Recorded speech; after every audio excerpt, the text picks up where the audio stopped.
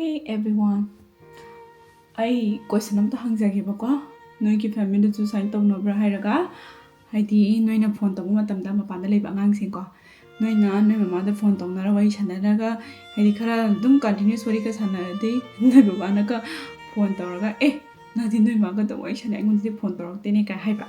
Adagi baba da mu continuous phone tawraga na mu mama na Noi baba da phone taw aingon dai tarakte haiba. Hainari je yumda leinaba ngatani ko yumda ani mak leiminari ni noi na so hangpe ko haidi lai maybe moi khatadana toini kaina ko. No khatnabadi imungi lai the family amagi regular khatnabadi adu oiredana. Apart from that mama baba they are happily married for more than like 35 years.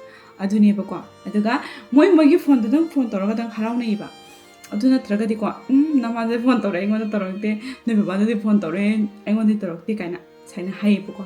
Shise ai khatang experience toira natra noi je experience tawnabra comment hairamo plus koina pi kanda sa san thongba je sa san thongba haije khoi yumda di only chicken dang sai ko do atopa gi yumda sa san atopa cha bu helo ne da ko nupi na yam thongba de nupa na yam thongba le dana ko aduna khogi baba hoi naga thong matamda matam yam sangaga nungdang war pa angang jing loi na tumna garaga adaga khogi mama naga akhoi do chak cha hode habagi tumuba do loi ching thoga pijana khona bagi adugi process akhoi na kappa khoba tobodo last mama baba oina saunaraga chaka phajan chana dabi tumna gi ba yawbudo yawbi dana aina ka nogi family ju yawnara pra siju comment haibiramo yawnara di natraga is it like only to my family it is happening asu haibiramo